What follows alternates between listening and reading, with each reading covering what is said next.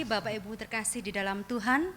Marilah kita bersama-sama pada pagi hari ini masuk di dalam hadirat-Nya, kita bersama-sama bangkit berdiri. Panggilan beribadah diambil dari Mazmur pasal 100 ayat 1 sampai yang ketiga. Mazmur untuk korban syukur. Bersorak-soraklah bagi Tuhan, hai seluruh bumi. Beribadahlah kepada Tuhan dengan sukacita, datanglah ke hadapannya dengan sorak-sorai. Ketahuilah bahwa Tuhanlah Allah, Dialah yang menjadikan kita, dan punya Dialah kita, umat-Nya dan kawanan domba gembalaannya.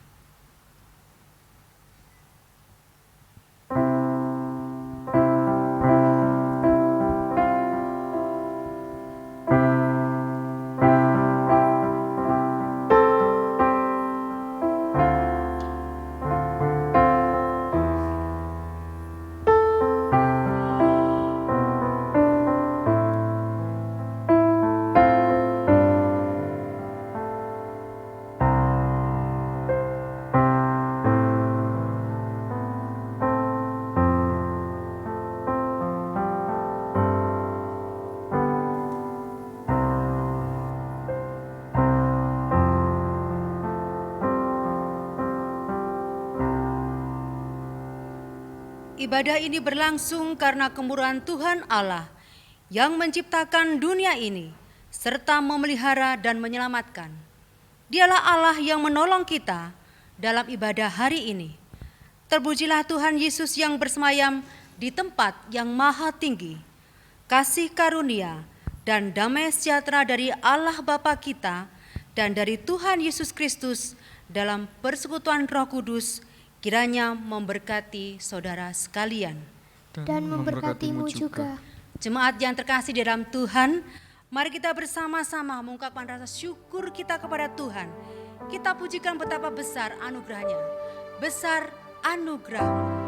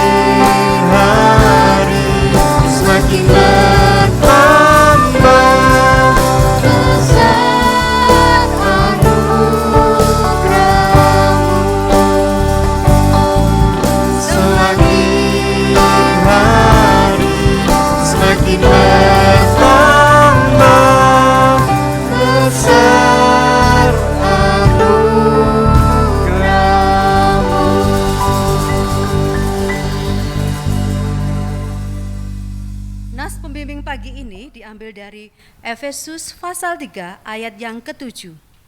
Dari Injil itu aku telah menjadi pelayannya menurut pemberian kasih karunia Allah yang dianugerahkan kepadaku sesuai dengan pengerjaan kuasanya. Jemaat dipersilakan duduk kembali. Roma pasal 5 ayat 12. Sebab itu sama seperti dosa telah masuk ke dalam dunia oleh satu orang, dan oleh dosa itu juga maut, demikianlah maut itu telah menjalar kepada semua orang, karena semua orang telah berbuat dosa. Saudara yang terkasih, Allah menghendaki kita agar sungguh-sungguh mengikuti dan mengasihi Dia dengan segenap hati, jiwa, akal budi dan kekuatan, memiliki relasi yang mendalam dengan Dia. Akan tetapi secara jujur, kita mengakui bahwa seringkali aktivitas kita dan tantangan dunia ini membuat kita lupa akan Dia dan firman-Nya. Bahkan terkadang ibadah adalah sebagai menjadi sekedar ritual, dan hal itu amat mendukakan Allah kita. Oleh karenanya, marilah kita menyelidiki dan mengakui dosa kita di hadapan Tuhan. Diberikan waktu kita untuk mengambil sikap, untuk bersaat teduh di hadapan Allah. Marilah kita menaikkan doa pribadi kita kepada Allah. Kita pujikan pujian sangat besar anugerah-Mu.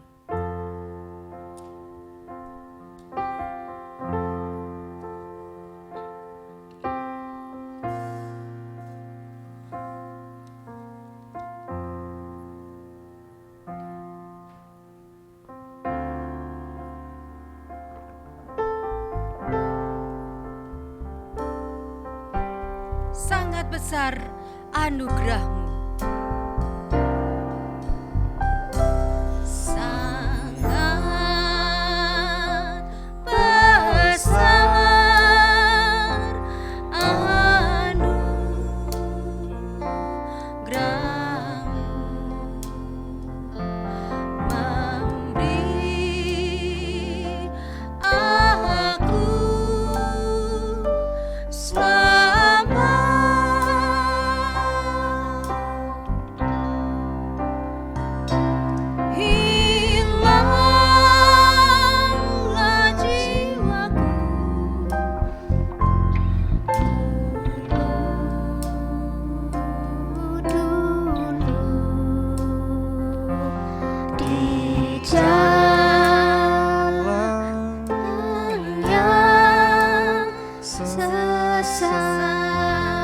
Sangat besar anugerah-Mu.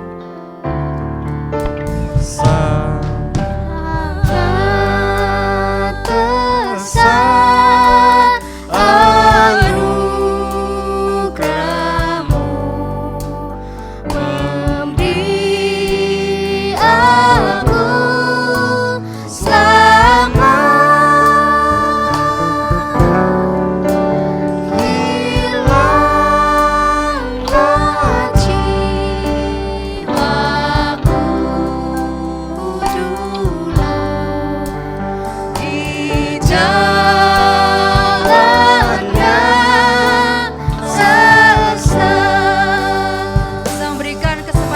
Bapak, Ibu, Saudara yang terkasih di rumah, untuk merenungkan pujian ini, mengambilkannya dan membawakan dalam doa, menyerahkan diri hati kita kepada Tuhan, mengakui dosa kita bahwa kita adalah layak dan masuk dalam doa.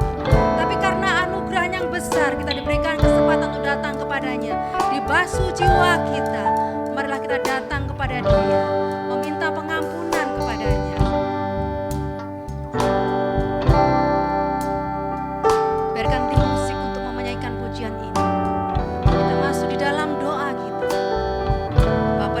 Kerajaan surga, inilah kami ya Tuhan. Sebagaimana yang Kau tahu Bapa, kami adalah sebesar biji sesawi yang tidak berarti di hadapan-Mu. tetapi kami mempunyai Engkau ya Tuhan, yang telah menebus dan mengangkat kami dari dosa. Ampuni kami ya Tuhan, dan layakkan kami Tuhan untuk menjadi anak-Mu. Terima kasih ya Tuhan. Kami serahkan semua ini kehidupan kami di dalam tangan-Mu. Kami adalah milik-Mu ya Bapa, yang Kau jaga seperti biji mata. Di dalam nama Tuhan Yesus kami berdoa. Amin. Sangat besar anugerah-Mu.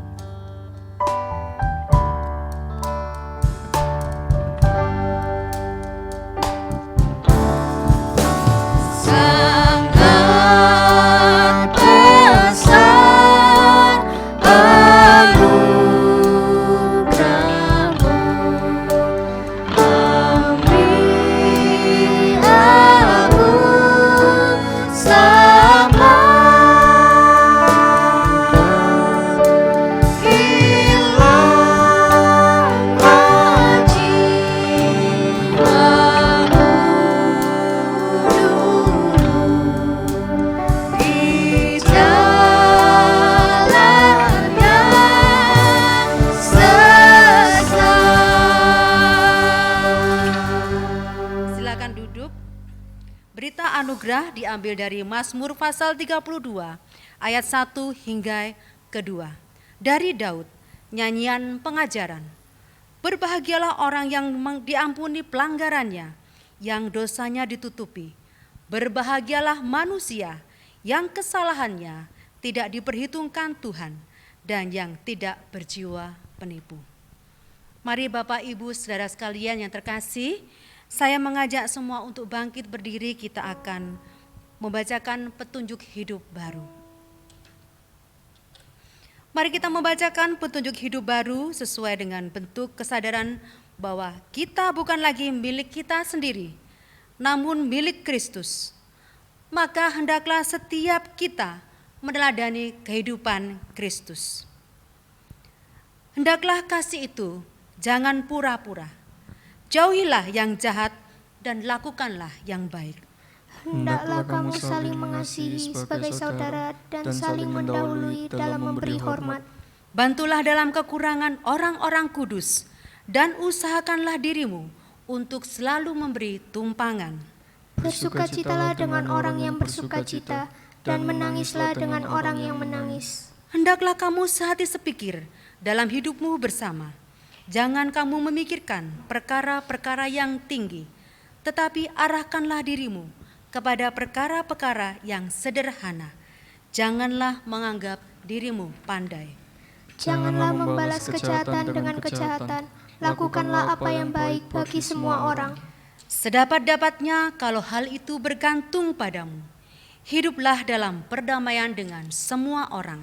Bertolong-tolonglah menanggung bebanmu. Demikianlah kamu memenuhi hukum Kristus. Karena itu, selama masih ada kesempatan bagi kita, marilah kita berbuat baik kepada semua orang, tetapi terutama kepada kawan-kawan kita seiman. Saudara-saudaraku yang kekasih, jikalau Allah sedemikian mengasihi kita, maka haruslah kita juga saling mengasihi. Demikian bacaan pertanggapan kita pada pagi hari ini. Kita akan bersama-sama memuji Tuhan, mengatakan bahwa Allah itu baik, yang telah menyediakan setiap apa yang kita perlukan. Allah itu baik.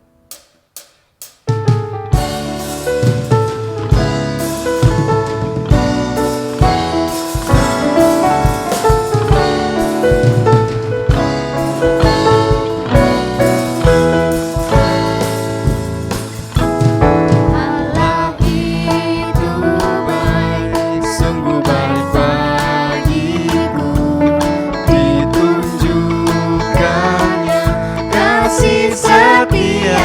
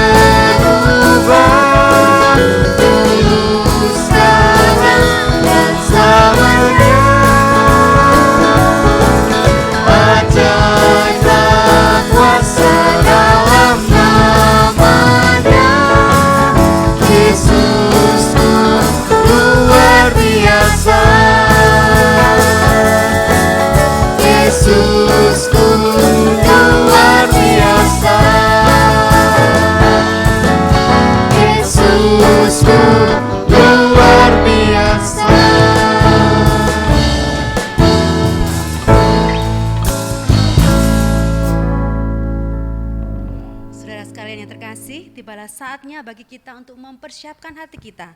Kita menerima firman Tuhan pada pagi hari ini. Mari kita bersama-sama merenungkan firman-Nya, kita mempersiapkan satu pujian yang menyatakan kerinduan kita untuk mendengarkan sabda-Nya. Kita pujikan, Tuhan, aku rindu.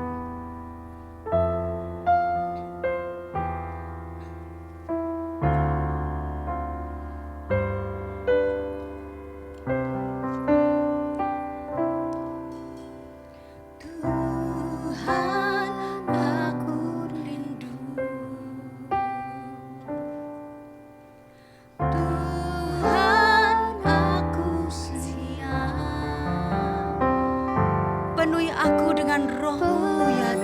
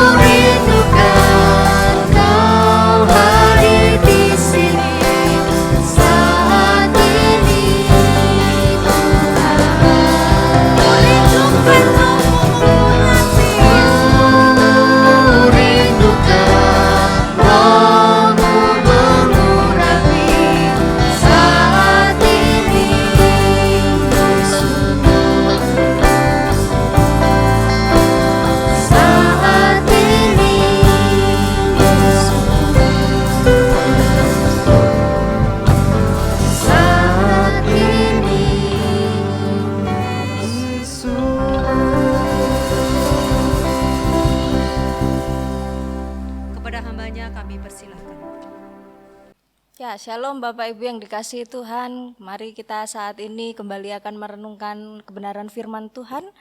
Dan kita terus bersyukur karena dalam waktu-waktu ini kita terus diberkati oleh kebenaran firman Tuhan. Mari sebelumnya saya mengajak kita semua untuk satu di dalam doa. Bapa di dalam kerajaan surga, mohon penyertaan Tuhan bagi kami yang rindu belajar kebenaran firman Tuhan. Sekalipun yang kami sampaikan dan yang kami pahami terbatas, tetapi kami rindu pertolongan Tuhan menyertai kami supaya pada hari ini Tuhan membukakan pikiran kami dan menolong kami untuk mengerti, memahami, dan dimampukan untuk mengerjakannya di dalam kehidupan kami sehari-hari. Terpujilah namamu Bapa, dalam nama Yesus kami berdoa. Amin. Ya, Bapak Ibu yang dikasihi Tuhan, jemaat yang dikasihi Tuhan, mari kita bersama-sama merenungkan satu bagian firman Tuhan yang pada hari ini di bawah satu tema, Saved by Grace, diselamatkan oleh anugerah. Kita bersama-sama akan melihat di dalam Roma pasal yang keempat, ayat 1 sampai ayat yang ke-25. Roma pasal yang keempat, ayat 1 sampai ayat 25. Karena ayat-ayat ini terlalu banyak, saya akan membacakan beberapa bagian. Silakan Bapak Ibu sambil menyimak di dalam Alkitabnya masing-masing. Untuk mengawalinya saya akan membaca dari ayat 1 sampai ayat yang ke-8. Roma pasal yang keempat, ayat 1 hingga ayat yang ke-25. Abraham dibenarkan karena iman. Jadi apakah yang akan kita katakan tentang Abraham, bapa leluhur jasmani kita? Sebab jikalau Abraham dibenarkan karena perbuatannya, maka ia beroleh dasar untuk bermegah tetapi tidak di hadapan Allah. Sebab apakah dikatakan nas kitab suci? Lalu percayalah Abraham kepada Tuhan dan Tuhan memperhitungkan hal itu kepadanya sebagai kebenaran. Kalau ada orang yang bekerja, upahnya tidak diterima, tidak diperhitungkan sebagai hadiah, tetapi sebagai haknya. Tetapi kalau ada orang yang tidak bekerja, namun percaya kepada Dia yang membenarkan orang durhaka, imannya diperhitungkan menjadi kebenaran. Seperti juga Daud menyebut berbahagia orang yang dibenarkan Allah bukan berdasarkan perbuatannya. Berbahagialah orang yang diampuni pelanggaran-pelanggarannya dan yang ditutupi dosa-dosanya. Berbahagialah manusia yang kesalahannya tidak diperhitungkan Tuhan kepadanya. Ayat yang ke-10, dalam keadaan manakah hal itu diperhitungkan? Sebelum atau sesudah ia disunat? Bukan sesudah disunat, tetapi sebelumnya. Dan tanda sunat itu diterimanya sebagai meterai kebenaran berdasarkan iman yang ditunjukkannya sebelum ia bersunat. Demikianlah ia dapat menjadi bapa semua orang percaya yang tidak bersunat, supaya kebenaran diperhitungkan kepada mereka. 12. Dan juga menjadi bapa orang-orang bersunat, yaitu mereka yang bukan hanya bersunat, tetapi juga mengikuti jejak iman Abraham, bapa leluhur kita, pada masa ia belum disunat.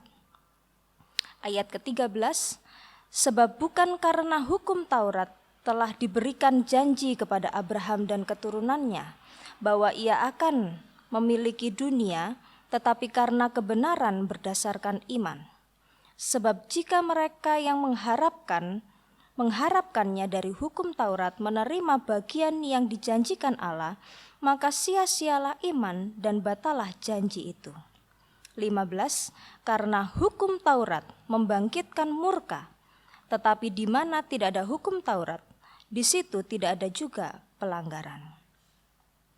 Ayat yang ke-16, karena itulah kebenaran berdasarkan iman, supaya merupakan kasih karunia, sehingga janji itu berlaku bagi semua keturunan Abraham, bukan hanya bagi mereka yang hidup dari hukum Taurat, tetapi juga bagi mereka yang hidup dari iman Abraham. Sebab Abraham adalah bapa kita semua. Ayat yang ke-20, tetapi terhadap janji Allah ia tidak bimbang karena ketidakpercayaan. Malah ia diperkuat dalam imannya dan ia memuliakan Allah dengan penuh keyakinan bahwa Allah berkuasa untuk melaksanakan apa yang telah ia janjikan. Karena itu, hal ini diperhitungkan kepadanya sebagai kebenaran. 23. Kata-kata ini, yaitu hal ini diperhitungkan kepadanya, tidak ditulis untuk Abraham saja, tetapi ditulis juga untuk kita. Sebab kepada kita pun Allah memperhitungkannya. Karena kita percaya kepada Dia yang telah membangkitkan Yesus Tuhan kita dari antara orang mati, yaitu Yesus yang telah diserahkan karena pelanggaran kita dan dibangkitkan karena pembenaran kita. Amin. Demikian jauh kebenaran firman Tuhan. Ya, Bapak Ibu yang dikasihi Tuhan, seperti yang sudah saya katakan tadi bahwa tema kita pada hari ini adalah Saved by Grace, ya, diselamatkan oleh anugerah. Suatu kali seorang filsuf ateis di abad 20-an bernama Friedrich Nietzsche, dia membuat sebuah karya yang sangat kontroversial. Dan karya itu diberi judul Ilmu yang Ceria. Judulnya menarik ya. Di dalam karyanya ini, Nietzsche menceritakan tentang ada seorang yang gila. Pada siang hari dia masuk ke dalam sebuah keramaian pasar dengan membawa sebuah lentera. Lalu kemudian dengan membawa lentera itu dia berseru, "Kemana Allah telah pergi? Saya akan beritahukan kepada kalian, kita telah membunuhnya. Kalian dan saya, kita semua adalah pembunuh-pembunuh Allah, dan Allah sudah mati, dan Allah tetap akan mati." Dia adalah seorang yang terkenal, dan karyanya itu menjadi sebuah karya yang terkenal, kematian Tuhan. Dan dia katakan bahwa kita ini, manusia ini adalah orang-orang yang membunuh Tuhan. Apa buktinya? Ketika kita melihat di kanan kiri kita, dalam sekeliling hidup kita, ada sengsara, ada kesusahan, ada orang-orang yang putus asa, ada kericuhan, ada kekacauan. Ya, apalagi kalau saat ini Bapak Ibu melihat kita masih sedang harus berperang menghadapi kondisi pandemi COVID-19, belum selesai itu penyakit-penyakit yang lain juga datang dan menyerang manusia. Belum habis dengan hal-hal seperti itu, kita mendengar di berbagai daerah, bahkan di berbagai negara, juga bencana alam terjadi. Kemarin saya melihat ada banjir besar yang menghantam Jepang. Ya, dalam kondisi masih penuh dengan penyakit dan penuh dengan segala kekacauan, bencana alam terus-menerus datang. Kondisi kacau di mana-mana. Dan inilah yang kemudian membuat Nietzsche melihat itu dalam tiap zaman itu selalu ada kekacauan, dan dia katakan itu karena Tuhan sudah mati. Bapak Ibu yang dikasihi Tuhan, benarkah demikian? Sehebat itukah manusia? Sehingga kita bisa mengatakan seperti yang dikatakan Nietzsche, kita membunuh Tuhan. Bahwa ketika tidak ada campur tangan Tuhan dalam dunia ini, Tuhan sudah mati. Dan ketika kita tidak berusaha untuk mencari Tuhan, maka kita membunuh Dia, Tuhan kita. Ataupun ketika kita berusaha untuk kembali membangkitkan Tuhan dengan cara memanggil Tuhan kembali, karena Nietzsche pernah melakukannya, dia berusaha untuk dalam tanda kutip memanggil Tuhan kembali, tetapi karena memang pada dasarnya dia seorang ateis, ya tetap tidak bisa. Sehebat itukah manusia sehingga kita katakan bahwa kita bisa membunuh Tuhan dan kemudian menghidupkannya kembali. Jemaat yang dikasihi Tuhan, kita sebagai orang percaya tentunya tidak punya pendapat seperti Nietzsche. Sekalipun kita melihat di sekeliling kita ada begitu banyak kesusahan, ada banyak kekacauan, tapi itu bukan berarti bahwa Tuhan itu mati. Karena kehidupan kita, seperti yang dikatakan di dalam khotbah minggu lalu, sebenarnya ada di dalam kondisi yang tidak layak tetapi Tuhan melayakkan dan kemudian memberikan kita anugerah sehingga kita bisa hidup. Demikian juga dengan kita, keselamatan kita. Dikatakan bahwa keselamatan kita itu pun bukan berasal dari diri kita.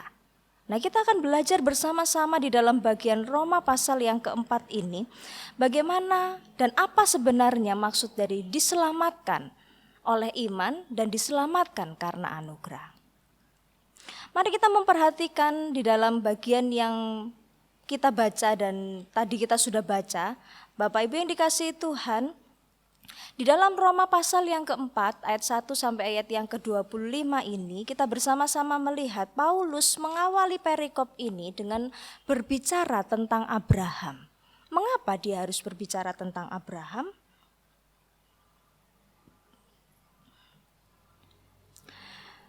Bagi orang Yahudi, tokoh Abraham merupakan tokoh yang sangat terkenal, ya, sangat diingat oleh mereka, Musa dan Abraham. Karena orang-orang Yahudi itu tidak pernah melepaskan dirinya dari sejarah pada masa lalu. Dan apalagi Abraham merupakan satu tokoh yang sangat penting karena dari Abrahamlah perjanjian itu, covenant itu dimulai oleh Allah. Dan bahwa berikutnya bahwa Abraham sendiri disebut sebagai bapa orang beriman. Nah, mari kita melihat lebih jauh apa yang Paulus maksudkan dengan memakai Abraham dalam perikop ini. Di dalam pemikiran orang-orang Yahudi, Abraham itu dianggap sebagai suatu simbol ketaatan yang sempurna. Simbol ketaatan yang sempurna. Mengapa? Karena yang pertama, ketika di dalam masa-masa tuanya seperti disebutkan tadi, dan juga di dalam ayat yang ke-18, tidak ada dasar untuk berharap tetapi Abraham berharap juga. Mengapa? Apa maksud ayat ini? Ketika Abraham berusia 100 tahun dan istrinya Sarah berusia 90 tahun, mereka tidak punya dasar untuk berharap bahwa Tuhan benar-benar akan menggenapi janjinya untuk memberikan seorang anak. Tetapi apa yang terjadi? Tuhan mengaruniakan anak bagi mereka. Ketika mereka sudah memiliki seorang Ishak di tengah-tengah keluarga mereka, Tuhan menguji kembali Abraham dengan cara mengorbankan anaknya itu, anak satu-satunya itu untuk Tuhan. Dan apa yang dilakukan oleh Abraham? Abraham dengan taat memberikannya. Sekalipun kita tahu cerita setelah itu Tuhan menghentikannya dan kemudian menggantikannya dengan seekor domba. Namun bagi orang Yahudi, dalam pemikiran orang-orang Yahudi secara tradisi, mengapa mereka begitu memuliakan Abraham? Karena Abraham dianggap sebagai orang yang dibenarkan Allah karena Abraham lulus di dalam ujian-ujian hidupnya yang diberikan Allah kepadanya. Ketika Allah memberikan ujian untuk percaya, supaya mereka percaya bahwa mereka memiliki seorang anak, dia melewatinya dengan baik. Ketika dia disuruh untuk mengorbankan anaknya, dia pun lulus di dalam ujian itu. Sehingga orang-orang Yahudi berpikir bahwa ketika Abraham ini dibenarkan, Allah membenarkannya karena dia sudah menyelesaikan ujiannya dan sempurna, nilainya 100. Dan inilah yang hendak diluruskan oleh Paulus di dalam bagian perikop yang kita baca dan renungkan pada hari ini. Bahwa ketika kebenaran yang diterima Abraham itu bukan karena anugerah Allah bercampur dengan usaha manusia, usaha Abraham yang mau taat dengan sempurna, bukan, tetapi semata-mata bahwa kebenaran Abraham itu terjadi karena Abraham mendapatkan kasih karunia dari Allah. Ini yang mau diluruskan Paulus terhadap pemikiran orang-orang Yahudi. Dikatakan di dalam ayat yang pertama hingga ayat yang ketiga. Sebab jikalau Abraham dibenarkan karena perbuatannya, maka ia beroleh dasar untuk bermegah, tetapi tidak di hadapan Allah. Sebab apakah dikatakan nas kitab suci, lalu percayalah Abraham kepada Tuhan dan Tuhan memperhitungkan hal itu kepadanya sebagai kebenaran. Ayat yang keempat, kalau ada orang yang bekerja, upahnya tidak diperhitungkan sebagai hadiah, tetapi sebagai haknya. Tetapi kalau ada orang yang tidak bekerja, namun percaya kepada Dia yang membenarkan orang durhaka, imannya diperhitungkan menjadi kebenaran. Di sini Paulus ingin mengatakan kepada kita bahwa ketika Abraham itu memutuskan untuk percaya, untuk taat, dia hanya mengambil satu bagian, yaitu dia meletakkan dirinya untuk percaya. Dia dibenarkan karena dia percaya, bukan karena sebuah usaha yang dilakukan oleh Abraham. Karena jelas di sini Abraham tidak melakukan upayanya. Sehingga bukan karena Abraham itu belajar untuk taat dan berusaha untuk mengerjakan ketaatannya dengan sempurna di hadapan Tuhan, maka dia beroleh kebenaran itu. Tetapi karena semata-mata Allah mengaruniakan kepadanya percaya dan mengaruniakan kepadanya kebenaran itu. Kesalehan Abraham yang di dalam bagian ini diceritakan, kesalehan kebenaran yang diperhitungkan berdasarkan imannya bukanlah sebuah upah atau hak, melainkan sebagai hadiah. Ketika Abraham itu percaya kepada Tuhan, ketika Abraham itu dibenarkan oleh Tuhan, maka bukan karena dia sudah melakukan sesuatu dan Tuhan memberikan dia upah, yaitu kebenaran dan keselamatan itu sendiri, tetapi Tuhan memberikannya sebagai sebuah hadiah. Sebagai sebuah hadiah. Kalau Bapak Ibu mendapatkan hadiah, itu bukan karena Bapak Ibu sudah melakukan sesuatu, tetapi karena orang yang memberikan hadiah ini ingin memberikan sesuatu kepada Bapak Ibu. Kalau Bapak Ibu menerima sebuah benda karena Bapak Ibu sudah bekerja, maka itu namanya upah. Tetapi ketika kita tidak melakukan sesuatu, tetapi kita mendapatkan, itu namanya hadiah. Nah, inilah yang Paulus maksudkan terhadap apa yang diterima oleh Abraham.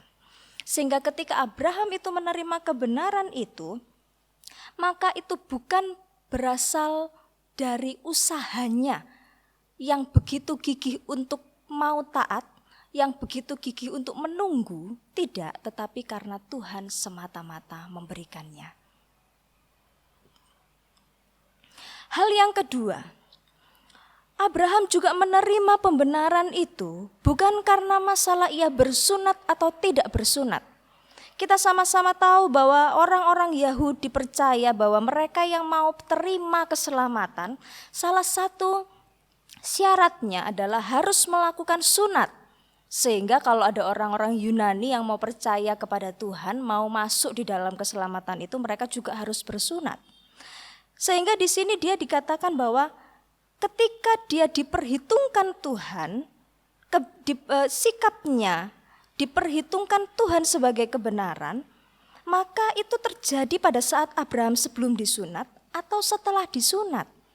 Karena faktanya ketika Abraham itu seperti pemahaman orang-orang Yahudi lulus dalam ujian, itu Abraham dalam kondisi yang belum bersunat. Itu artinya Abraham percaya, Abraham menerima kebenaran juga bukan karena sunat.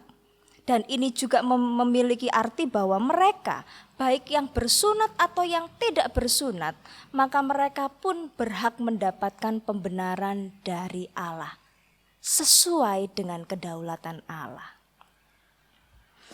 Atau juga bukan karena hukum Taurat. Karena ketiga hal ini menjadi hal yang penting bagi orang Yahudi. Pertama tentang ketokohan Abraham, yang kedua tentang syarat sunat, ya, itu tidak bisa diganggu gugat, dan yang ketiga itu adalah hukum Taurat.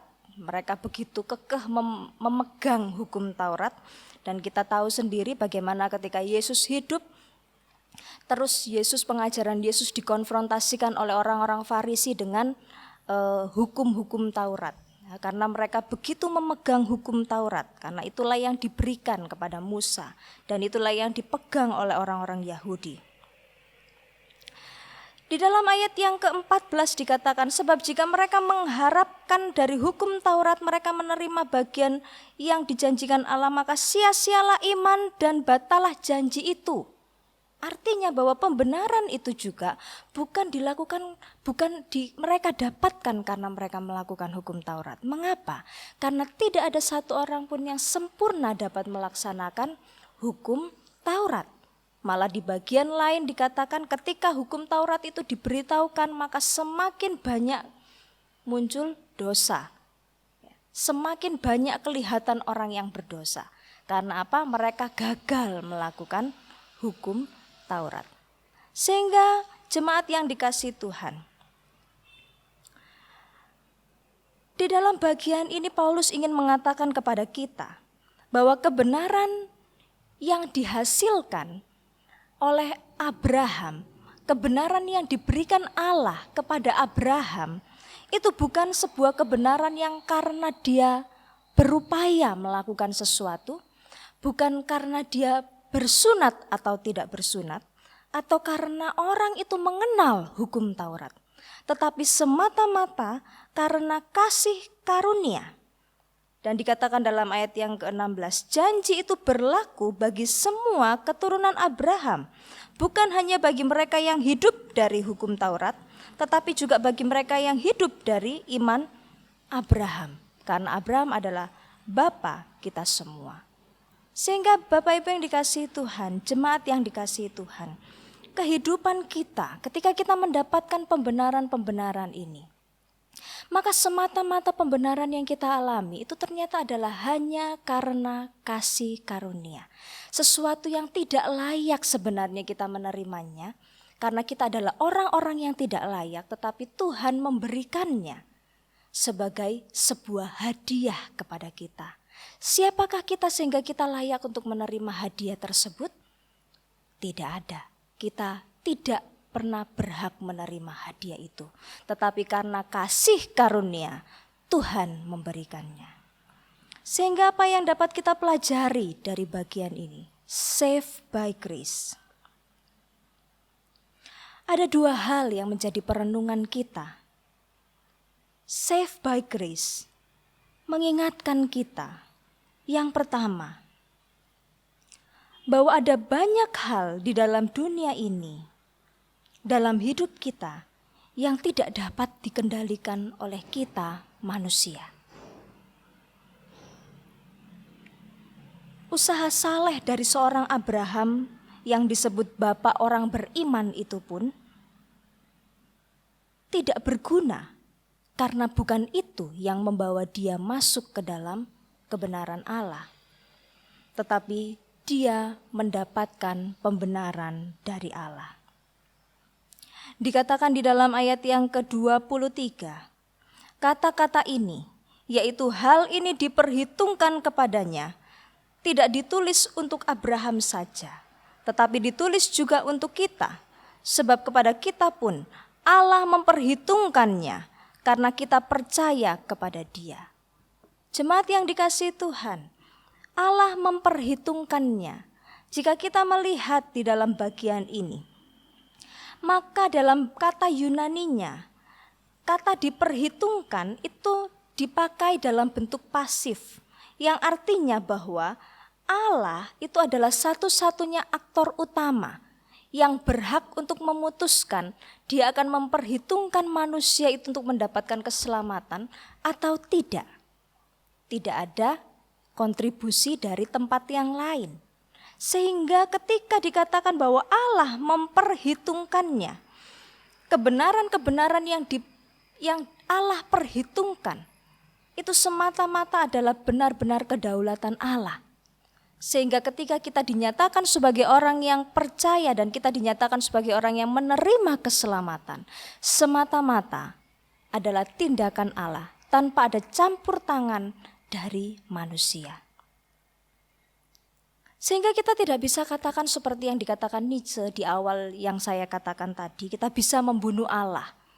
Karena kita tidak merasakan kehadirannya sekarang, kita bisa katakan, oh Tuhan tidak ada. Tidak, karena faktanya ada banyak hal di dalam dunia ini yang tidak dapat kita kendalikan. Beberapa waktu yang lalu kami dari pihak gereja berusaha membincangkan masalah ibadah online. Oh, kita akan mengadakan ibadah online sampai dengan bulan Mei, gitu ya. Setelah itu pasti bisa normal kembali. Faktanya, setelah lewat Mei, kita tetap harus menjalankan ibadah online. Lalu kemudian dengan hikmat kita sendiri, kita kembali katakan, oh Juni terakhir. Tetapi kemudian Juni pun masih belum bisa. Dan kemudian masuk bulan Juli. Oh ini, kita sudah tidak berani memperkirakan lagi. Itu artinya apa? Pemikiran kita bisa salah. Apa yang kita pikirkan dan apa yang kita rencanakan bisa jadi tidak terjadi sesuai dengan rencana kita. Itu membuktikan bahwa manusia itu penuh dengan keterbatasan. Manusia itu tidak luar biasa. Sekalipun kita lihat ada begitu banyak teknologi yang berkembang dan terus berkembang karena manusia. Tetapi dengan adanya penyakit, dengan adanya kondisi sekarang, kita diingatkan bahwa ada hal-hal yang tidak dapat dikendalikan oleh manusia. Tetapi yang kedua, Saved by Grace juga mengingatkan kepada kita bahwa Allah bertanggung jawab atas hidup manusia. Mengapa demikian? Karena tidak kita dapat pikirkan dengan akal sehat. Apa yang membuat Allah mau menyelamatkan kita? Mengapa Yesus harus dengan segala bentuk penderitaannya datang ke dalam dunia? Meletakkan kealahannya, mengosongkan dirinya, datang ke dalam dunia, lalu kemudian mengalami penderitaan dan mati. Hanya untuk orang-orang yang sebenarnya bisa segera dihancurkan oleh Tuhan, dibinasakan oleh Tuhan. Tetapi Dia memperhitungkan kita. Mengapa Allah memperhitungkan kita? Semata-mata karena anugerah. Itulah bukti kasih. Karena begitu besar kasih Allah akan dunia ini, sehingga Dia mengaruniakan anaknya yang tunggal, sehingga kita beroleh selamat. Allah bertanggung jawab atas kehidupan kita. Ketika Allah menciptakan manusia, Allah tahu bahwa manusia itu akan jatuh di dalam dosa. Dan Allah tahu bahwa manusia itu akan menjadi jahat. Tetapi Allah bertanggung jawab. Allah menyelamatkan kita kembali. Allah memperhitungkan kebenaran Kristus kepada kita sehingga kita mengalami pembenaran-pembenaran. Sehingga Bapak Ibu yang dikasihi Tuhan, Saved by Grace mengingatkan kita. Marilah kita di dalam kondisi yang saat ini. Sehebat apakah kita Bapak Ibu sehingga kita berjuang dengan diri kita, berusaha hidup dengan baik. Seberapa hebatkah kita sehingga kita bekerja dengan keras tanpa perlu kita berdoa? Sehebat apakah kita sehingga kita tidak menganggap penting saat teduh dan penyembahan kepada Tuhan? Saved by Grace mengingatkan kita bahwa kita ini adalah debu yang sebenarnya kehidupan kita hanya karena kita memperoleh pembenaran dari Tuhan. Sebuah kesaksian untuk menutup perenungan kita pada hari ini. Seorang bernama John Newton. John Newton adalah seorang pelaut dan dia adalah seorang yang bermulut kotor. Mulutnya penuh dengan makian karena mungkin dia seorang pelaut, bagaimana kehidupan pelaut sembarangan saja bicara. Dia juga seorang yang liar, dia punya perangai yang tidak baik, dia punya karakter yang buruk. Dia juga seorang pedagang budak dan begitu jahat. Dia tumbuh dalam keyakinan tanpa keyakinan agama, jadi sembarang saja. Pokoknya dia hidup, dia melakukan kegiatannya, lalu kemudian dia menjadi seorang pelaut. Gaya hidup Newton sangat dekat dengan kematian. Kenapa? Karena dia sangat dekat juga dengan berbagai kebiasaan buruk. Mungkin dia suka minum, mungkin dia makan dengan sembarangan, semua cara hidup yang tidak sehat dia lakukan. Lalu karena dia begitu jahat dan begitu nakal, sehingga dia punya agama tetapi suka mencela agamanya. Lalu dia dipaksa masuk ke dalam sebuah angkatan laut kerajaan.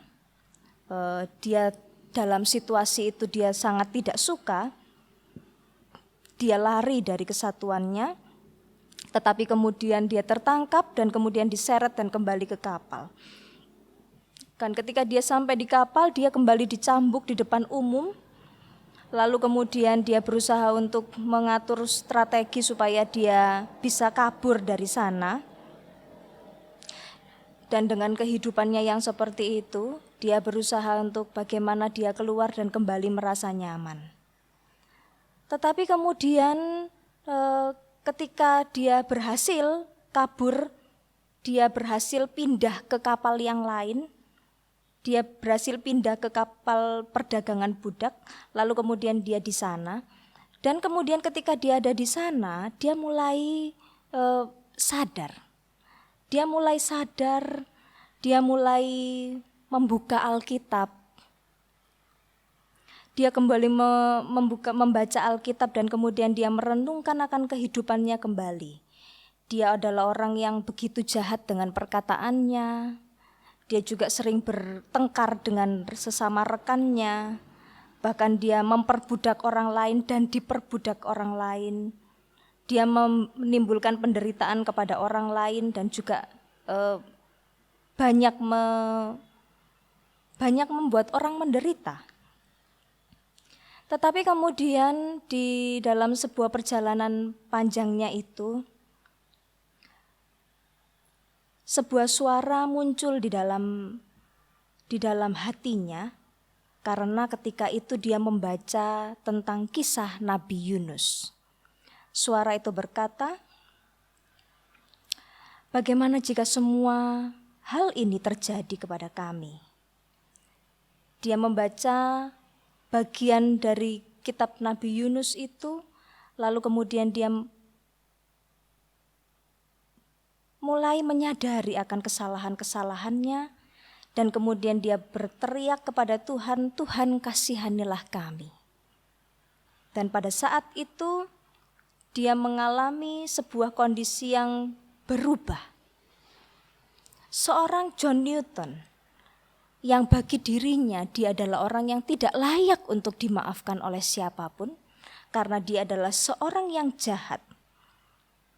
Tetapi karena hanya sebuah kisah dari Nabi Yunus yang merubah kehidupannya, maka dia menjadi orang yang betul-betul mengakui Tuhan dalam kehidupannya dan berteriak kepada Tuhan itu, Tuhan kasihanilah kami. Sehingga di dalam pertobatannya kemudian dia menuliskan sebuah lagu, dan lagu itu diberi judul Amazing Grace. Kita sudah tahu isi dari lagu itu yang betul-betul mencerminkan tentang dirinya. Dia adalah seorang yang tersesat. Dia adalah seorang yang buta secara rohani. Tetapi ketika dia tersesat, dia kembali ditemukan. Dan ketika dia buta, dia sekarang sanggup melihat Tuhan. Amazing Grace. Sehingga Bapak Ibu yang dikasihi Tuhan, marilah kita mengakui Tuhan di dalam kehidupan kita. Bahwa dalam kehidupan kita, apakah kita merasa sehebat itu? Karena faktanya, kita adalah orang-orang yang tidak bisa mengendalikan kehidupan ini. Tetapi Amazing Grace, Saved by Grace, mengingatkan kita bahwa Tuhan bertanggung jawab atas kehidupan kita. Kiranya Tuhan memberkati kebenaran firman Tuhan ini. Mari kita bersama-sama menutup renungan kita di dalam doa.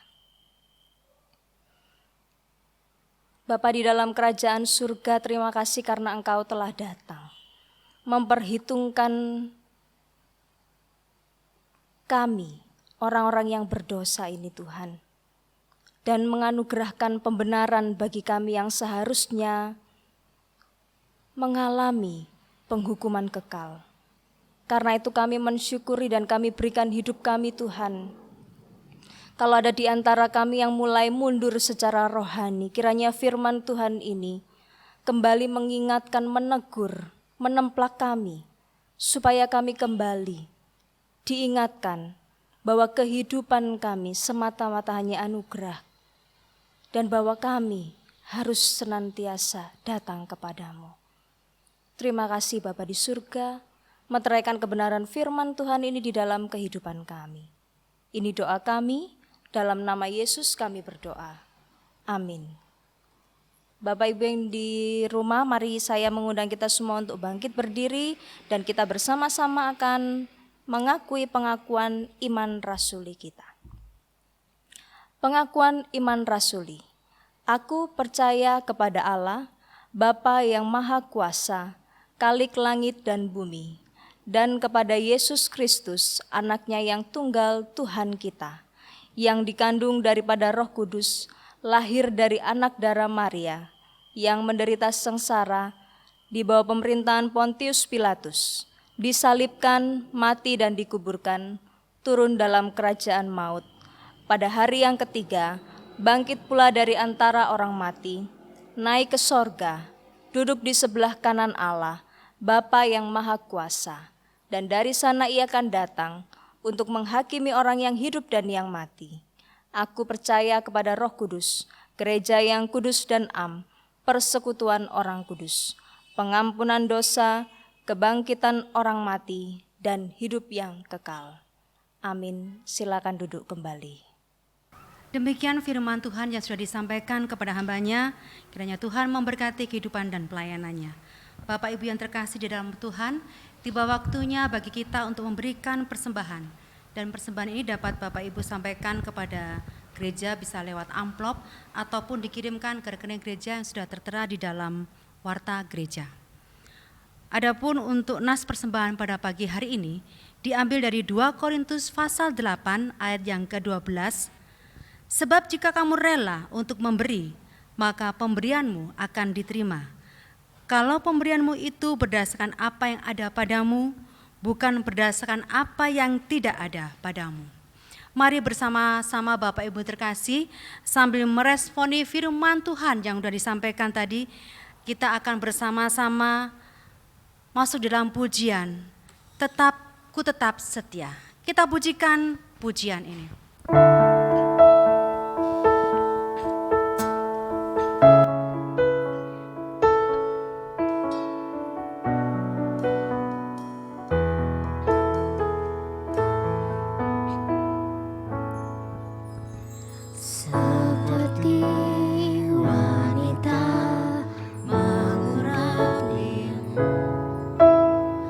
Menangis di bawah kakimu.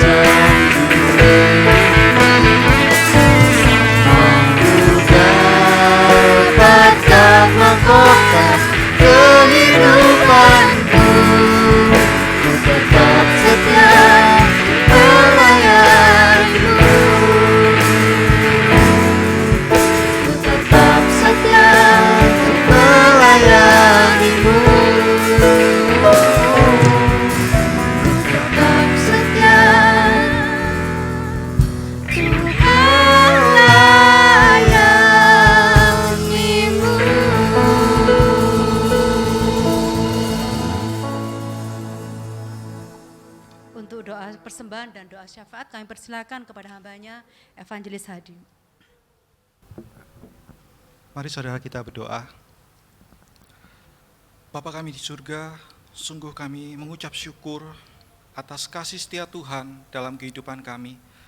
Terima kasih untuk pertolongan Tuhan, untuk penyertaan Tuhan. Terima kasih banyak Tuhan. Teristimewa terima kasih Tuhan untuk keselamatan, di mana Tuhan rela mati di kayu salib untuk menyelamatkan kami orang yang berdosa ini Tuhan.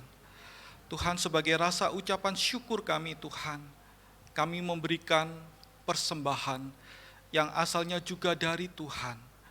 Kami mohon Tuhan berkenan memberkati persembahan ini untuk kemuliaan Tuhan, secara khusus untuk gereja Tuhan di tempat ini. Tuhan, berkatilah persembahan ini yang kami berikan, baik dalam berupa transfer ke rekening yang tertera di layar ataupun di warta, ataupun kami berikan, kami masukkan dalam amplop uang tersebut dan kami bawa ke sekretariat gereja pada hari dan jam kerja. Mohon Tuhan Kau berkenan akan persembahan ini. Tuhan, pada saat ini kami juga mau berdoa secara khusus untuk situasi yang kami alami saat ini mengenai pandemi COVID-19, pandemi dari virus corona ini Tuhan. Tuhan, kami mau berdoa secara khusus untuk tim medis ya Tuhan, mereka yang berjuang di garis depan, mereka yang langsung berhadapan dengan para pasien. Tuhan, tolong mereka. Bahkan mereka juga ada yang tertular, mereka menjadi korban, baik para dokter maupun juga tenaga medis.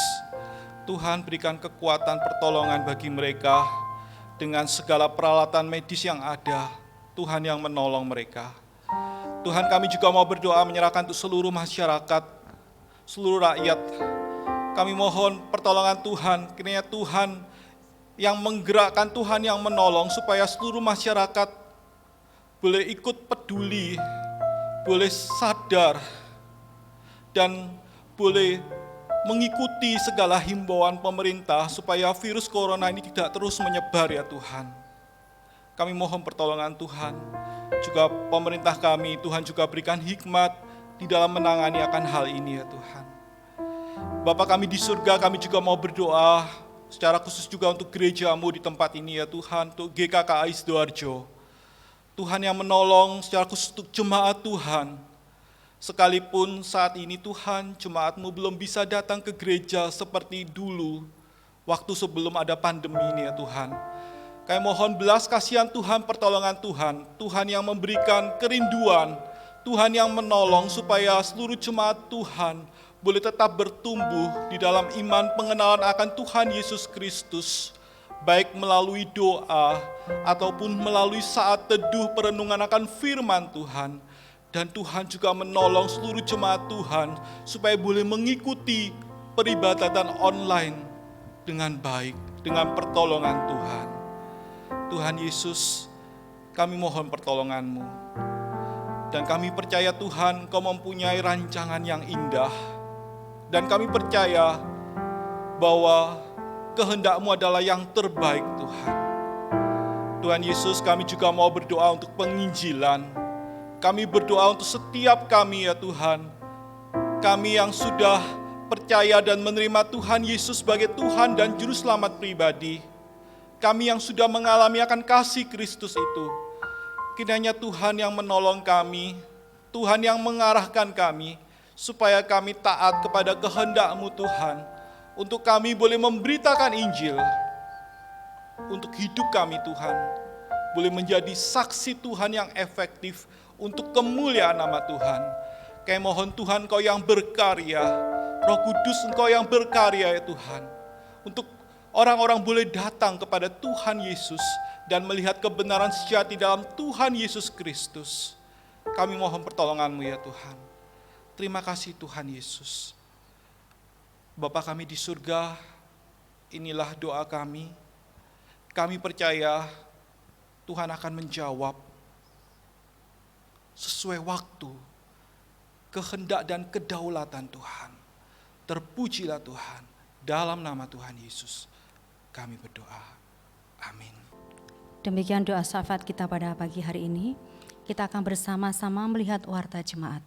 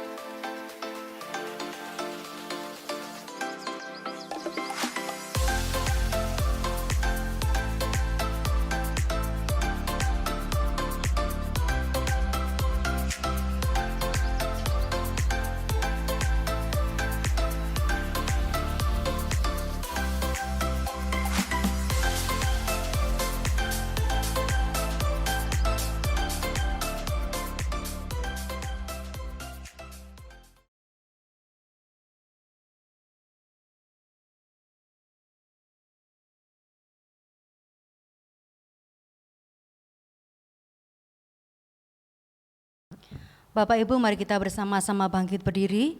Kita akan mengakhiri ibadah kita pada pagi hari ini. Kita akan pujikan doksologi. Kepada Pendeta Silestari kami persilakan untuk mempersiapkan diri. Puji Allah Bapa Putra, puji Allah Roh Kudus, ketiganya yang esa. Pohon selamat sumber berkat. Amin.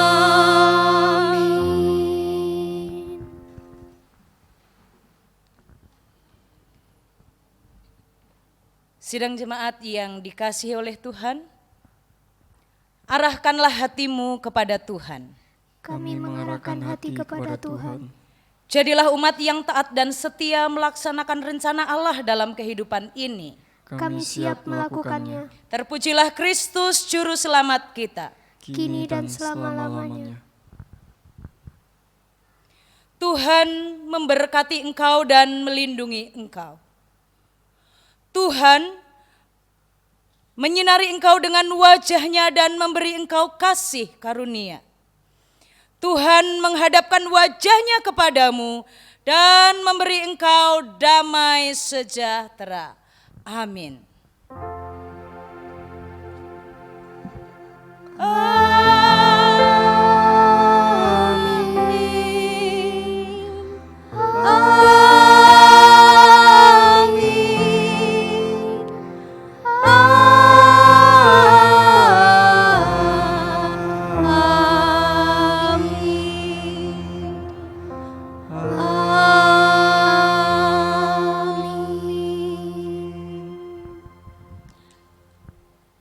Saat teduh ibadah selesai.